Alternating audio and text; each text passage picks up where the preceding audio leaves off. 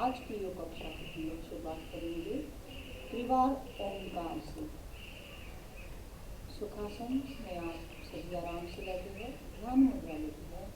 एक लंबा गहरा सांस लेकर ओंकार, फिर दूसरे ओंकार के समय भी आपको सांस भरना है और लंबा ओंकार लेना है। ऐसे 3 ओंकार करेंगे।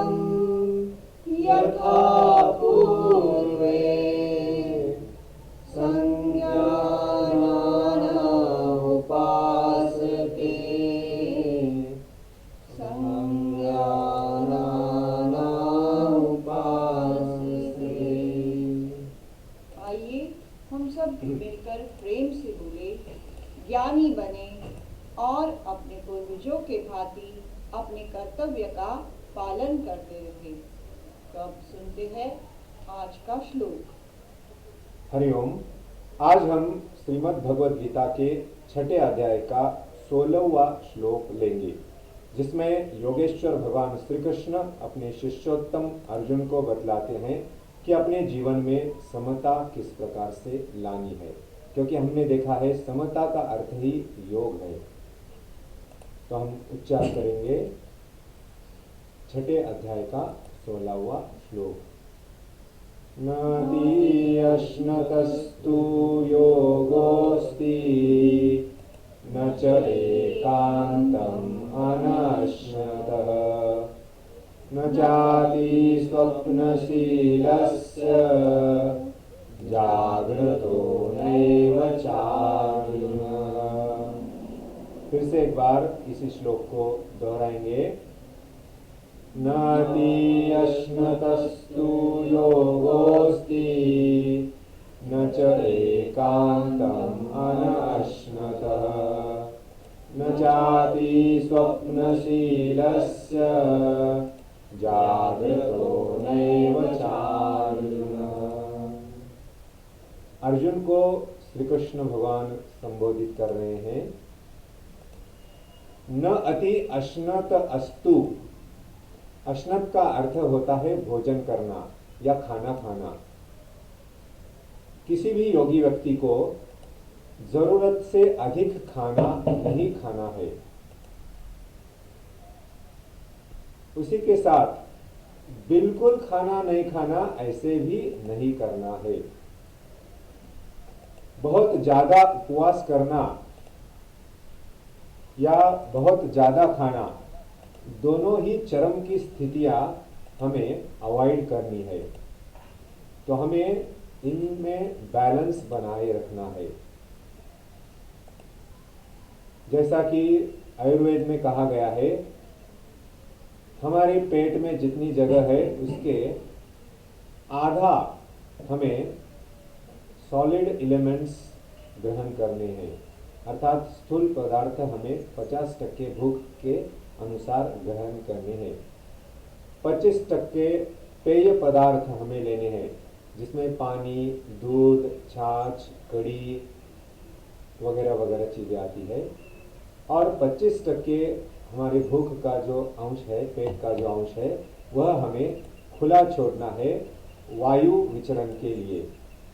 अगर आपके घर में कोई भी मिक्सर हो, उस मिक्सर में आप अगर ठूस ठूस कर फलों का जूस के लिए फल भर दे तो वो मिक्सर अच्छी तरह से चल नहीं पाता है।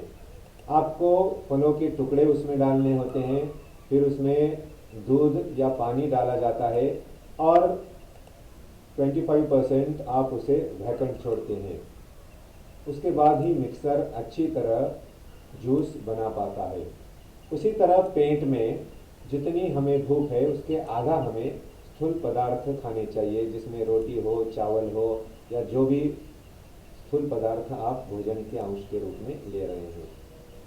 25% आप पेय पदार्थ और 25% आपको खाली रखना है वायु विचरण के लिए।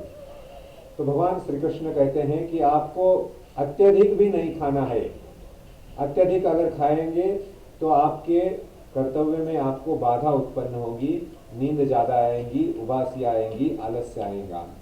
और उसके विरुद्ध अगर आप बिल्कुल नहीं खाते तो आपका शरीर निर्वाह नहीं होगा, अड़चने आएंगी, डेफिशिएंसी क्रिएट होगी। इसीलिए नाति अश्नतस्तु योगोस्ति न च एकांतम अनाश्नतः। बिल्कुल न खाना ऐसे भी न करें और बहुत ज़्यादा खाना ऐसे भी न करें। न चाहती स्वप्नशीलस्य जागृतो नैव चार्जुन। अर्थात आपकी निद्रा और जागरण दोनों समस्थिति में होने चाहिए। बहुत ज़्यादा नींद भी अगर आप लेते हैं तो दूसरे दिन हम आलस्य की स्थिति में आते हैं, हमारा समय वेस्ट हो जाता है। और अगर आप ज़रूरत के मुताबिक विश्राम नहीं कर रहे, पर्याप्त नींद नहीं ले रहे, तो भी दूसरे दिन कार्य में आपके बाधा उत्पन्न होगी। आपको बार बार नींद आएगी, जम्भाइया आप लेंगे, उबासिया लेंगे। इसीलिए आपको न ज़्यादा खाना है न कम खाना है, न ज़्यादा सोना है न कम सोना है। पर्याप्त अर्थात अपने ज़रूरत को ध्यान में रखते हुए आपको भोजन ग्रहण करना है, आपको निद्रा और विश्राम ग्रहण करना है। तो यह था श्रीमद् भगवत गीता के 6 अध्याय का 16वां श्लोक। तो मुड़ते हैं आज की यौगिक चर्चा की ओर। आज का हमारा विषय है अष्टांग योग से में जो यम दिखाए जाते हैं, उन यमों के ऊपर, नियमों के ऊपर हम लोग आज चर्चा करने वाले हैं। तो अष्टांग योग में पहला चरण है यम। यम यानी हमारे सोशल हाइजीन से संबंधित ये होता है। यम यानी हमें सामाजिक कुछ नियम अपने स्तर पर पालन करने आवश्यक होते हैं, उसे कहा जाता है यम। तो यम कौन से है? तो पहला यम जिसे कहा जाता है अहिंसा, यानी आपको किसी की भी काया, मन से या वचन से आपको किसी को भी हानि नहीं पहुंचानी है। काया से यानी उदाहरण के लिए हम लोग देखते हैं कि आपके सामने अगर कोई जीव आ जाए तो आप, अगर चींटी आ जाए हमारे घर में हमारे सामने, तो हम उसे मसल देते हैं, तो ये उसकी हिंसा हो गई। तो ऐसे नहीं करना है। छोटे छोटे एग्जाम्पल्स मैं आपको दे रही हूँ कि ये हो गया काया से, उसका जीव, आपने उसके शरीर को हानि पहुंचाई है। दूसरा एग्जाम्पल है जो मन से है। हम लोग बहुत सी बार अगर हमको किसी की आवाज़ पसंद नहीं है, किसी का बोलना पसंद नहीं है, तो जब भी वो हमारे सामने आता है तो हम उसके मुंह पे तो कुछ बोलते नहीं है, लेकिन मन ही मन में उसको कुछ टोकते हैं, गालियाँ देते हैं, उसके बारे में अपशब्द निकालते हैं, कुछ ऐसा कह देते हैं मन में कि उसकी हिंसा उसमें हो जाती है। यानी उसके बारे में बुरे विचार करना, ये भी हमारे मन से की गई हिंसा होती है। अब तीसरा है कि वचन से, अगर किसी ने आपको आके एक गाली दे दी तो आप भी उसको 2 गालियां अगर सुना दो तो ये आपने भी वही गलती की है जो उन्होंने की है। हमें वचन से भी किसी को नहीं दुखाना है, यानी काया से, मन से और वचन से हमें ये प्रयत्न करते रहना है कि हम किसी को तकलीफ ना दें। ये हो गया अहिंसा का मार्ग। दूसरा मार्ग उसमें कहा जाता है सत्य का, यानी सच्चाई का। हर वक्त आपको सच्चाई के साथ रहना है। हमें कोई किसी अपने काम के लिए गलत चीज करवा रहा है, कोई गलत बात हमें पता है कि ये गलत है, हमें समझ में आ रहा है, लेकिन बस उसने हमारे दोस्त या हमारे घर वालों ने कह दिया इसलिए हम लोग गलत बोल देते हैं, तो वो झूठा कहलाता है। हमें झूठ नहीं बोलना है, सच के साथ रहना है। एक बात कह दूं कि एक बार ऐसे होता है कि एक पेरेंट के पास घर पे कोई जाता है मिलने के लिए, पेरेंट बिजी होते हैं, थोड़ा सा उनके पास समय नहीं होता, कोई बाहर से नॉक करके पूछता है आपके पापा है बेटा, तो पापा उसे कहते हैं अंदर से नहीं मेरे पापा घर पे नहीं है, ऐसा उनको बोल दो। तो बच्चा सामने जाके वही बोलता है मेरे पापा ने कहा है कि वो घर पे नहीं है। इसका मतलब क्या है, हमने वहां पर झूठ का उसे अनुसरण करने के लिए दे दिया है। तो हमें ये ध्यान रखना है, बड़े हो या छोटे, सबको ये ध्यान रखना है कि झूठ कभी नहीं बोलना है, झूठे की साथ हमें कभी नहीं देनी है, सच्चाई के साथ हमें सदैव देनी है। तीसरा जिसे कहा जाता है अस्तेय, अस्तेय यानी चोरी ना करना। अब चोरी यानी सिर्फ आप किसी के घर में जाके कुछ चुराना, इसे नहीं कहा जाता है। अगर हम एक कैंपस में है, हमारे सामने कुछ चीज पड़ी है, हमने किसी की चीज को बिना पूछे बिना देखे बिना इंक्वायरी किए उठाकर अपने पास रख लिया और किसी से बोला भी नहीं कि मुझे ये चीज मिली है। अगर कॉलेज के स्कूल के कैंपस में हमें कुछ मिल जाता है तो हम क्या करते हैं, ऑफिस में उसे जमा करवा देते हैं कि ये चीज मुझे अपने कैंपस में मिली है, तो ये अच्छी बात है। लेकिन अगर आप बिना बोले वो चीज अपने बैग में लेकर निकल जाओ तो ये चोरी कहलाती है, यानी बिना पूछे किसी की चीज को लेना, ये भी चोरी या अस्तेय कहा जाता है। उसके पश्चात होता है ब्रह्मचर्य। ब्रह्मचर्य ऐसे तो बड़ों के माध्यम से योनि के संबंधित समस्याओं के लिए या इंद्रियों के संबंधित यूज किया जाता है, लेकिन हम लोग जो यहाँ पर यूज करेंगे ब्रह्मचर्य, अपने इंद्रियों के ऊपर कंट्रोल करना, यानी हमें अपने आप पर नियंत्रण करना है, अपने इंद्रियों पर नियंत्रण करना है। बहुत अच्छी खुशबू आ रही है, मैंने अभी खाना खाया था लेकिन ज्यादा अच्छी जलेबी की खुशबू आ रही है, तो मामा 2-4 और पीस दे दो, दूसरे को मत देना, मुझे दे देना, ये कहना, ये कहलाता है ब्रह्मचर्य। कि मुझे क्या करना है, नहीं, ये मैंने मेरे हिस्से का खा लिया, अब मेरा नियंत्रण खुद के ऊपर होना चाहिए, इसे ब्रह्मचर्य कहा जाएगा। उसके पश्चात होता है अपरिग्रह। अपरिग्रह यानी किसी भी चीज का अधिक संग्रह ना करना, या किसी भी चीज को हमारे पास बहुत ज्यादा जमा ना करना, इसे कहा जाता है अपरिग्रह। जैसे सिंपल सा हम लोग योगा करते हैं, अभी आपको सर ने बताया कि बहुत ज्यादा नहीं खाना है, बहुत कम नहीं खाना है, तो बहुत ज्यादा मतलब क्या होता है, जब हम लोग बहुत यानी अति, जैसे मैं कह रही हूँ कि अति चीजें, सारी चीजें हमारे शरीर में डालते जाएंगे तो वो अति संग्रह या अपरिग्रह नहीं होता। हमें उसे नियंत्रण में लाना है, आवश्यकता अनुसार हमें जितनी जरूरत है उतना ही हमें संग्रह करना चाहिए, ये कहा जाता है अपरिग्रह में। तो हम लोग आज यही रुकेंगे, अब इसके पश्चात करेंगे आज की यौगिक जॉगिंग। और सूर्य नमस्कार।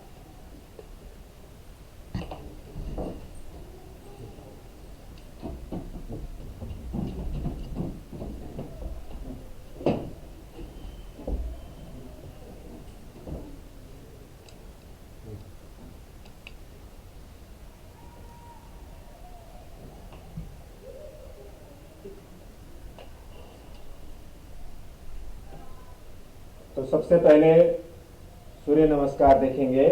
सूर्य नमस्कार दिन में किसी भी वक्त किया जा सकता है, लेकिन सवेरे 6 से 9 बजे आप करना बहुत अच्छा होता है। तो शुरू करेंगे सूर्य नमस्कार का पहला चक्र। 1 2 3 4 5 6 7 8 9 10 11 12 1 2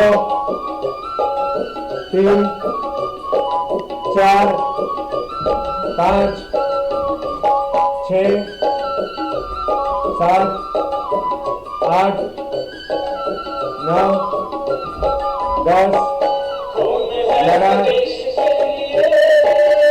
12 1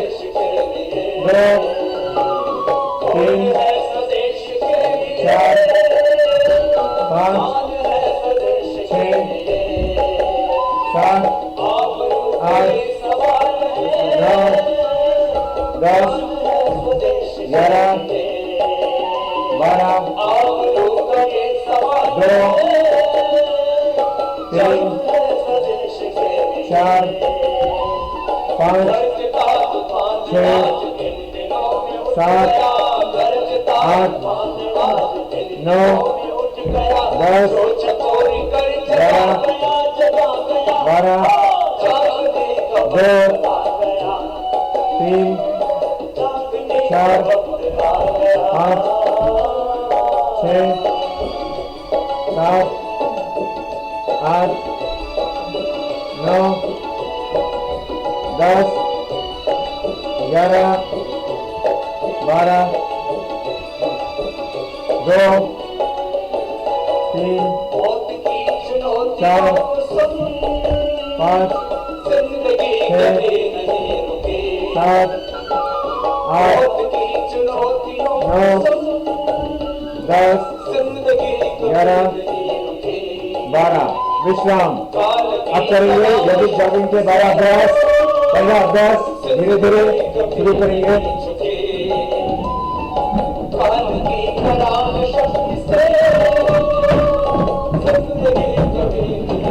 करते रहेंगे पहला अभ्यास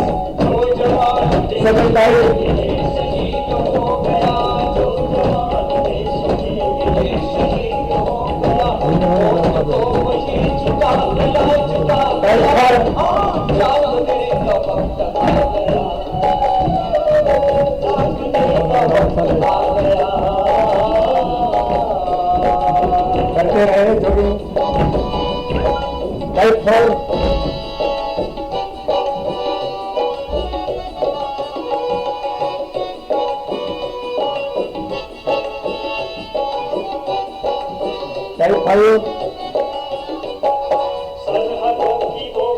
यथाशक्ति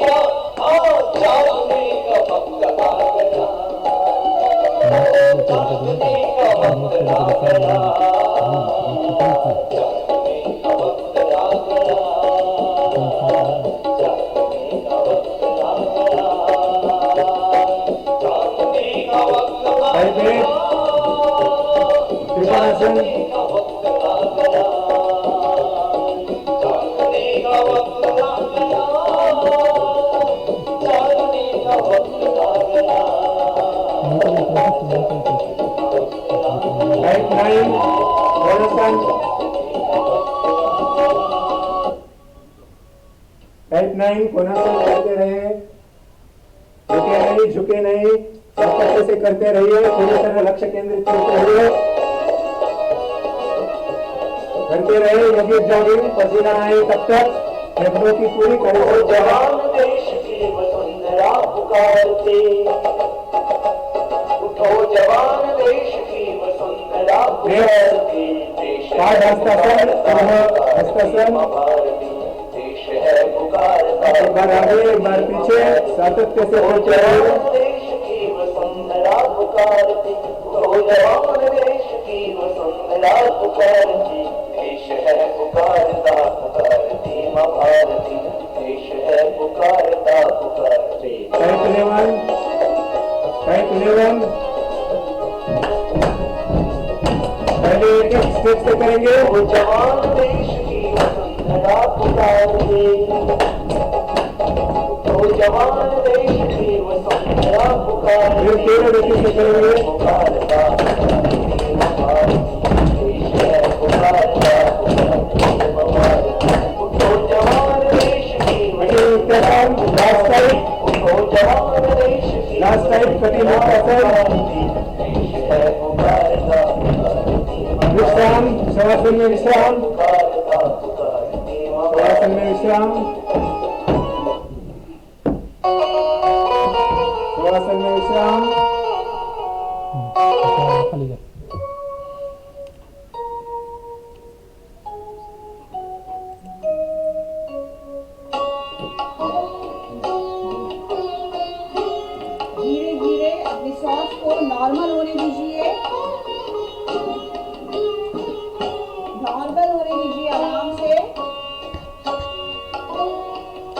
पंजे बाहर की ओर, एड़ियां अंदर की ओर, पूरा शरीर जमीन पर टिका हुआ, हथेलियां फैलाकर आराम से रिलैक्स होना है। Relax, relax, relax. धीरे धीरे पैरों की उंगलियों को शिथिल करना है, ढीला करना है, एकदम ढीला हल्का महसूस करना है पैरों की उंगलियों में, पंजों में आपको खुद को ढीला ढीला करना है, शिथिल कर लेना है। पैर की पिंडलियां, जंघाएं शिथिल हो रही है, शरीर एकदम हल्का सा हो रहा है, पेट का हिस्सा, कमर का हिस्सा धीरे धीरे रिलैक्स करेंगे। रिलैक्स, आंखें बंद रखनी है। रिलैक्स, रिलैक्स, छाती को रिलैक्स करेंगे, पीठ को रिलैक्स करेंगे।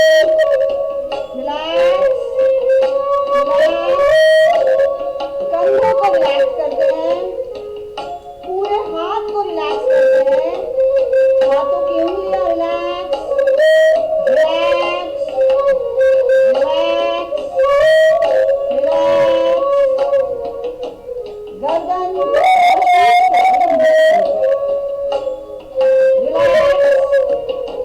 रिलैक्स, पूरा शरीर जमीन पर हल्का सा टिका हुआ है।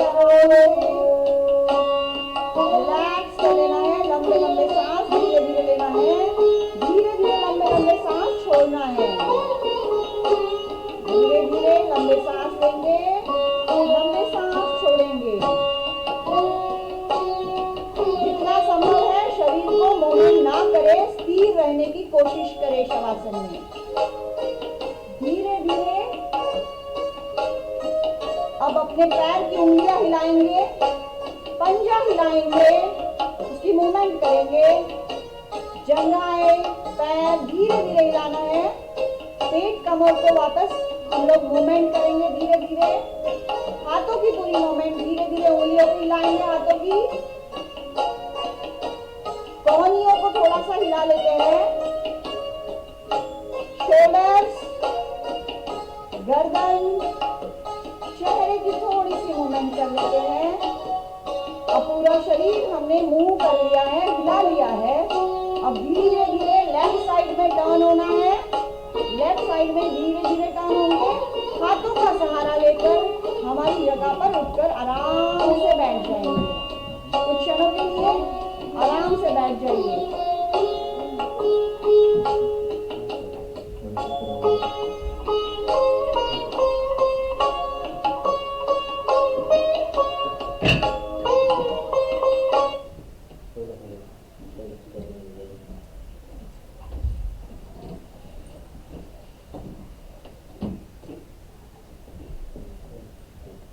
तो हमने आज संगीत में यौगिक जॉगिंग और सूर्य नमस्कार को देखा था, और शवासन में भी हमने एक म्यूजिक के साथ शवासन किया था, जिससे आपका शरीर बहुत अच्छे से रिलैक्स हो जाता है।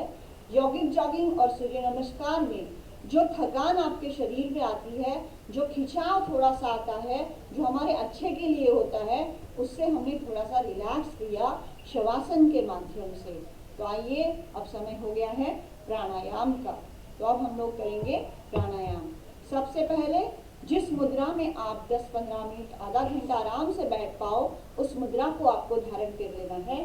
सुखासन हो, पद्मासन हो या सिद्धासन हो, तो आपको जो मुद्रा उचित लगे और जिसमें आप अधिक समय तक स्थिरता से बैठ सकते हो, उस मुद्रा को धारण कर लीजिए। ध्यान मुद्रा, पहली तर्जनी उंगली और अंगूठे की टोक, इसको दोनों को हमने एक दूसरे पर प्रेशर किया हल्के से, और अपने दोनों घुटनों पर कोहनियां मोड़कर भी रख सकते हैं, और सीधा अगर रखते हो तो भी चलेगा, लेकिन सीधा रखने में स्ट्रेच यहाँ पर ज़्यादा है किसी को, तो वो कोहनियां मोड़कर रख ले सकते हैं। धीरे धीरे हम लोग अब लंबी सांस नाक से लेंगे और नाक से ही सांस को छोड़ेंगे। जब सांस भरते हैं तो छाती में, फेफड़ों में आपको हवा भरनी है। जिससे छाती ऊपर की ओर उभरती है, और जब आप सांस को छोड़ते हो तो छाती अंदर की ओर सिकुड़ती है। तो उस तरह भस्त्रिका प्राणायाम हमें करना है धीरे धीरे।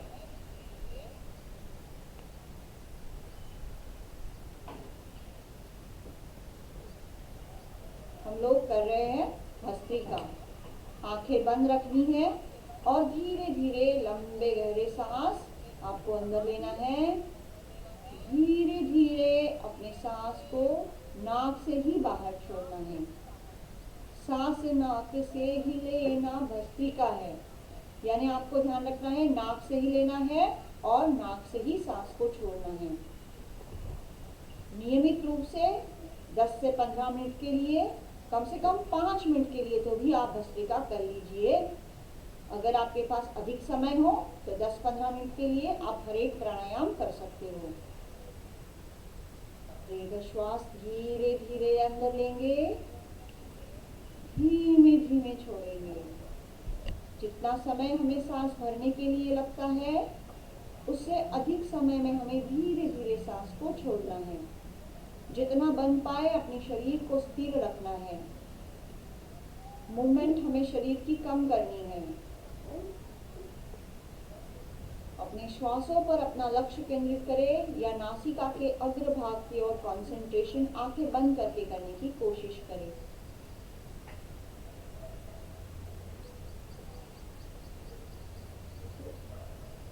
दीर्घ सांस लेना और छोड़ना है भस्त्रिका, पहले 5 मिनट अभ्यास नित्य इसका। चित्तवृत्तियों के सब निरोधी बनो रे, रोगी नहीं रोगी बनो रे।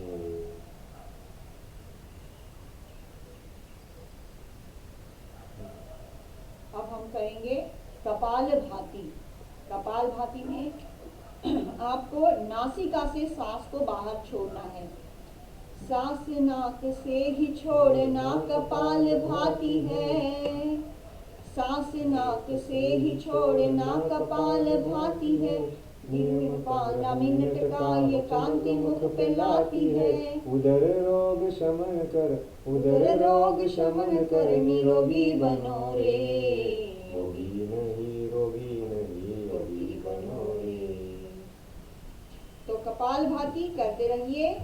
नाक से सांस को बाहर छोड़ना है, पेट को अंदर दबाना है। अपनी अपनी क्षमता के हिसाब से आपको कपालभाति करते रहना है, जिससे उदर के विकारों से आपको राहत मिलती है। सिर्फ सावधानी के लिए ध्यान रखिए, हर्निया, पेट की सर्जरी अगर किसी की हुई है तो वो लोग जब तक स्वस्थ ना हो जाए तब तक कपालभाति ना करे।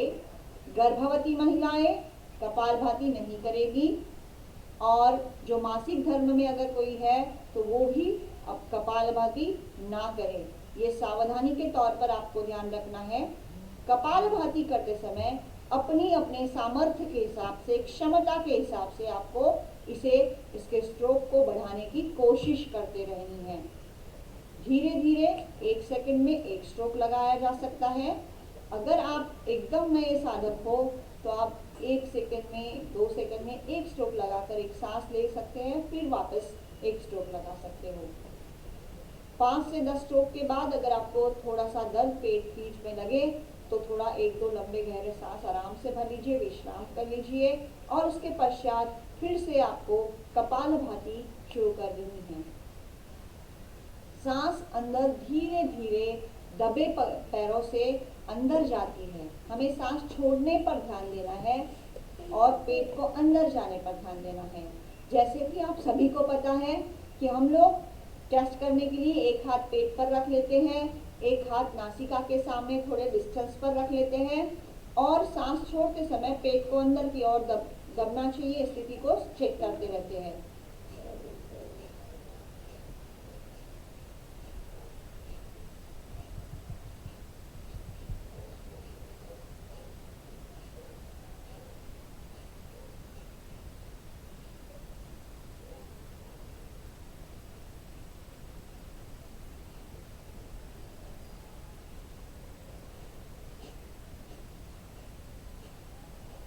इसे कहा जाता है कपाल भाती।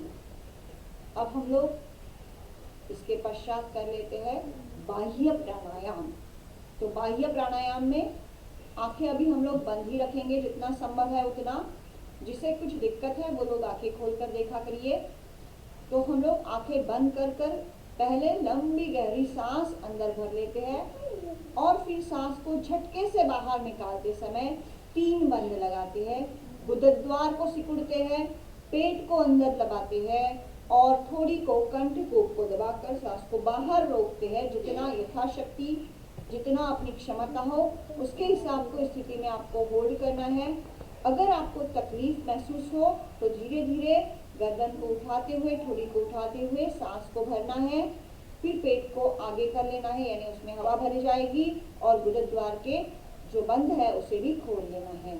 तो इस तरह से किया जाता है बाह्य प्राणायाम, जो उदर, यकृत, किडनी के विकारों के लिए लाभदायी है। पाचन तंत्र को सुधारने के लिए भी यही क्रिया आपको कार्य करनी है, जिससे आपको पाचन में कोई समस्या उत्पन्न ना हो। 3 बार से 5 बार, कम से कम 3 या 5 बार ये बाह्य प्राणायाम हर रोज किया जा सकता है। नाक से सांस भरना और झटके से बाहर निकालते समय 3 बंद लगाना, इसे कहा जाता है बाह्य प्राणायाम।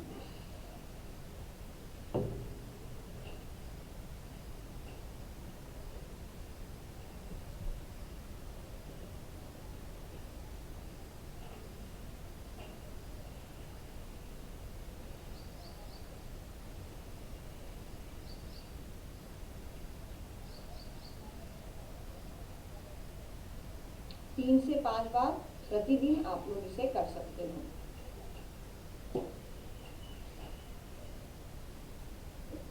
थकान महसूस हो तो विश्राम करके फिर से आप इसे कर सकते हो। 3 से 5 बार करेंगे भी। जब हम लोग बाहर सांस रोकते हैं तो थोड़ा तकलीफ सी होने अगर लग जाए तो आप विश्राम करके फिर दूसरा चक्र इसका कर सकते हो। अब हम लोग करेंगे अग्निसार प्राणायाम।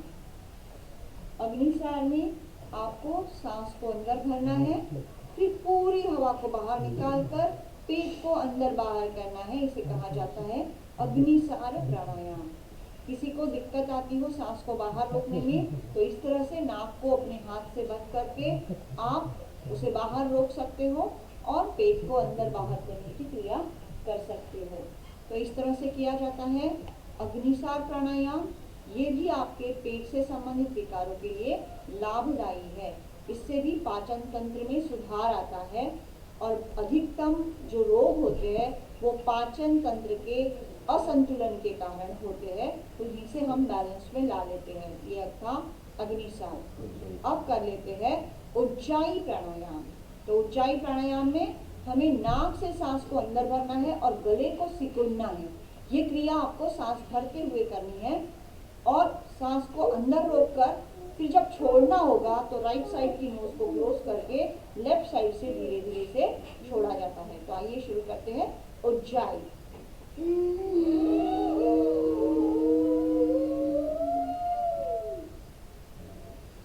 राइट साइड को क्लोज किया और लेफ्ट साइड से छोड़ना।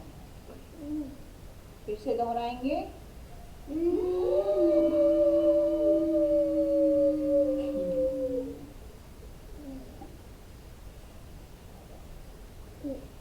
और एक बार।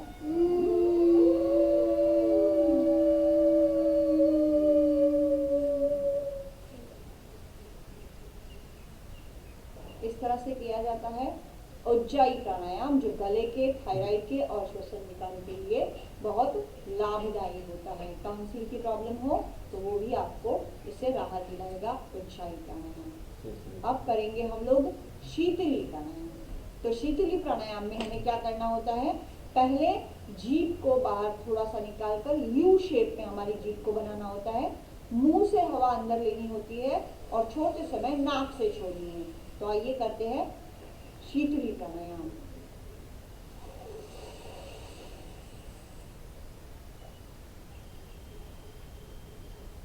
शीतली प्राणायाम अपनी आवश्यकता के हिसाब से आप लोग कर सकते हो।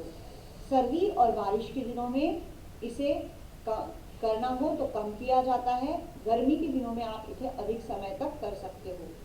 अस्थमा वाले लोग इसे ना करें, क्योंकि हम अपने शरीर को ठंडक महसूस करने के लिए शीतली प्राणायाम कर रहे हैं।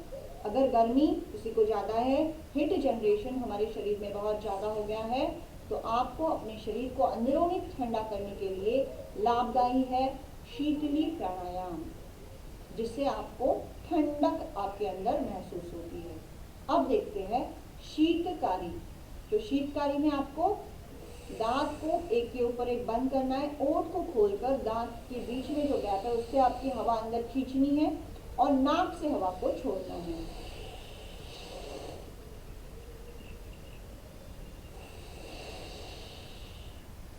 इससे आपको ठंडा ठंडा कूल कूल महसूस होता है।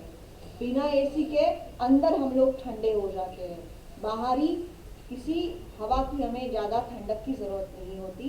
ये होता है शीतकारी प्राणायाम, जो हमें शीतल करता है, शांत करता है।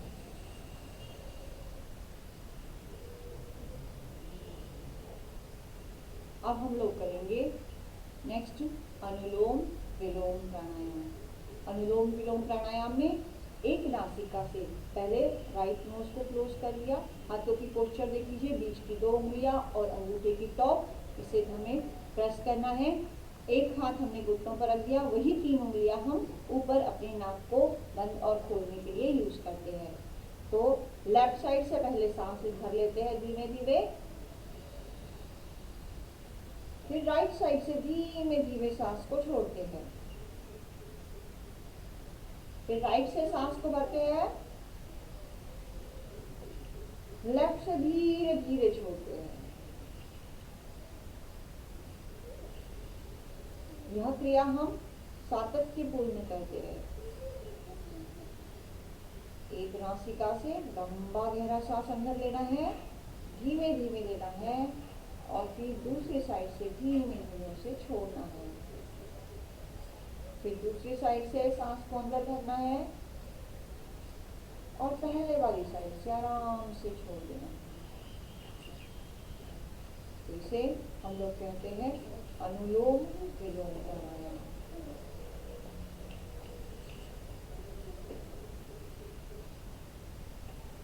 अनुलोम विलोम इसके बाद नित्य कीजिए, हृदय रोग रक्तचाप मुक्ति इससे लीजिए। शांत मन तनाव के विरोधी बनो रे, योगी नहीं योगी नहीं योगी बनो रे। योगी बनो योगी बनो योगी बनो रे, योगी नहीं रोगी नहीं योगी बनो रे।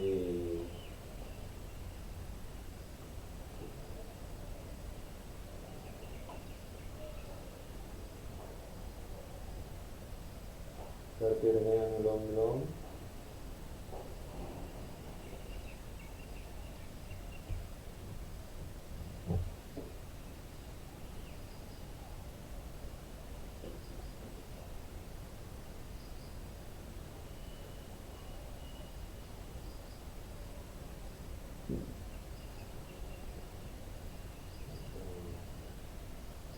आइए हाथों को नीचे लेते हैं। अब हम लोग करेंगे भ्रामरी प्राणायाम। पहली उंगली हमारी अपने आईब्रोज के ऊपर हल्के से रखनी है, शेष 3 उंगलियां आंखें के ऊपर आंखें बंद कर कर हल्के से रख लेनी है। अंगूठे से कर्णभाग को बंद कर कर भौरे की तरह गुंजन 3 बार करेंगे।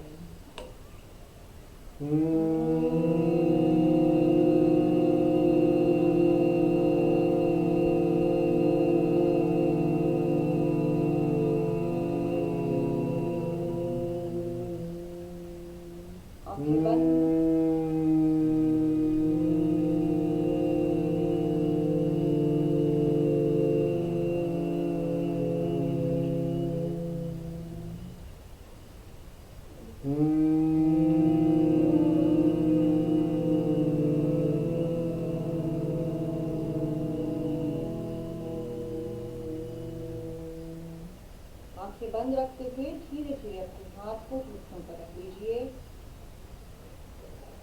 और अब करेंगे उद्गीत। 3 बार हम लंबा ओमकार देते हैं। हर एक ओमकार के बाद हम लोग अपनी सांस को भरकर दूसरे ओमकार का उच्चारण करें।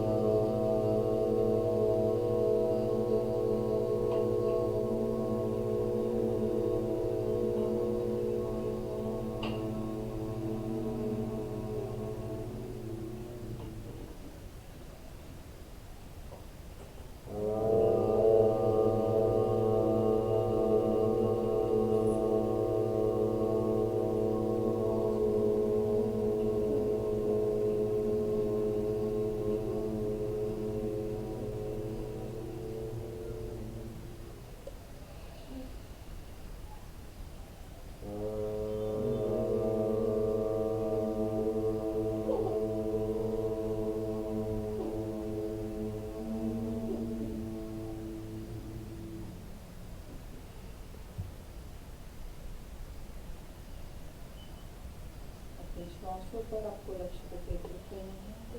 इस स्थिति में कुछ क्षणों तक बने रहना है। श्वास से प्रश्वास की ओर थोड़ा सा ध्यान देना है।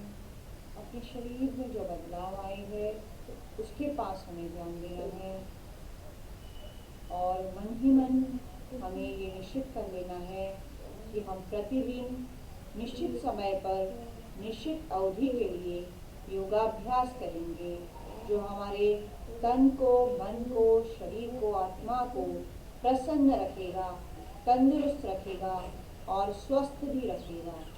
हम किसी रोग से पीड़ित नहीं होंगे। अगर आज हमें कुछ पीड़ा है तो इस योगाभ्यास से वो धीरे धीरे कम हो जाएगी और एक दिन बंद हो जाएगी। तो हमें अपने खुद को स्वस्थ बनाने के लिए थोड़ी देर अपने प्राणायाम योगाभ्यास के लिए निकालना है।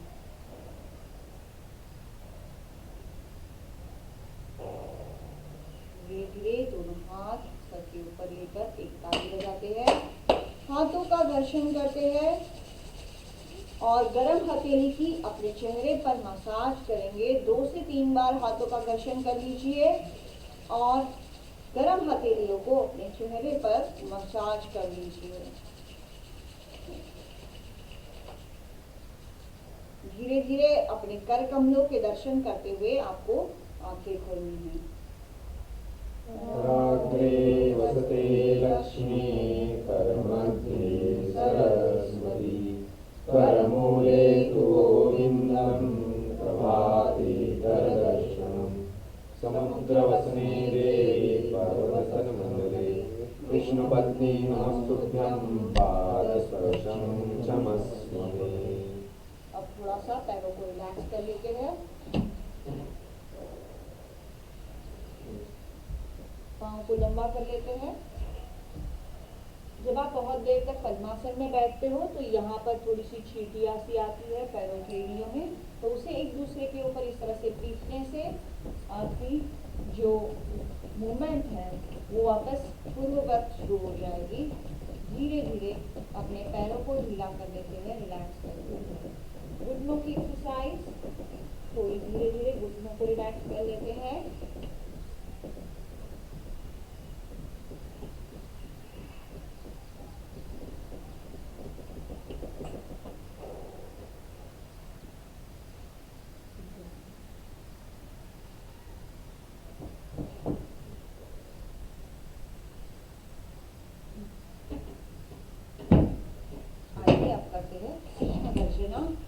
और हास्यासन।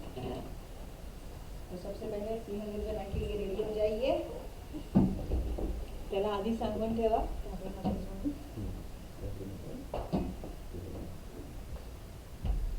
जीभ को बाहर निकालते हैं, आंखें बड़ी कर कर शेर की तरह दहाड़ लगाएंगे 3 बार।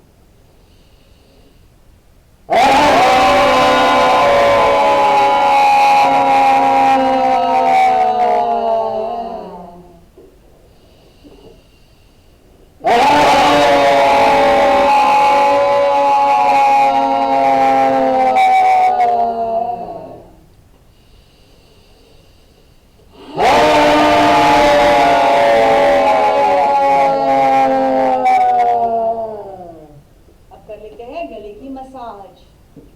ये एक्सरसाइज थायराइड के लिए बहुत फायदेमंद है, और अगर कोई घूरता है आसपास में तो उनके लिए भी फायदेमंद है, उसका घूरना बंद करवा देती है। दूसरों को हम लोग अगर तकलीफ देते हैं घूर कर, तो हम लोग खुद कर लीजिए। अगर घर वाले करते हैं तो उनसे सिंह गर्जना करवा लिया कीजिए। तो आइए आप करते हैं मुक्त हास्य।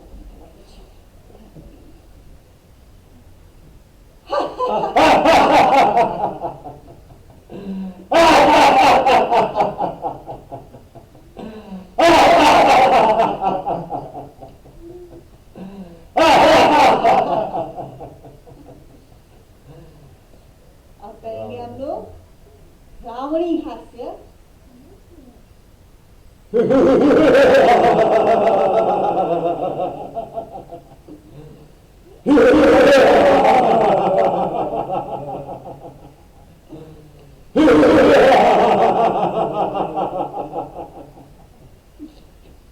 इससे आपके फेफड़े मजबूत होते हैं, इसलिए हम लोग अलग अलग प्रकार के हास्यासन आपसे करवाते हैं। आप करते हैं स्माइल प्लीज, एक दूसरे की ओर देखकर स्माइल दे लीजिए।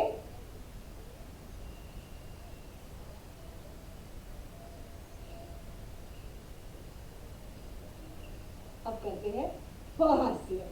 तो आइए फ हास्य करेंगे, मुंह से फ का उच्चारण।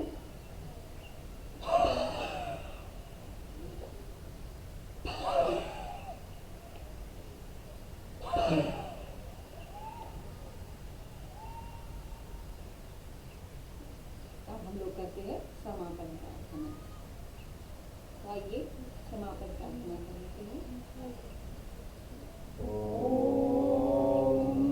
सर्वे भवन्तु सुखिनः, सर्वे सन्तु निरामयाः, सर्वे भद्राणि पश्यन्तु, मा कश्चित् दुःखभाग् भवेत्। ॐ शान्ति शान्ति शान्ति। सभी को प्रणाम। कल मिलते हैं ठीक 7:30 बजे।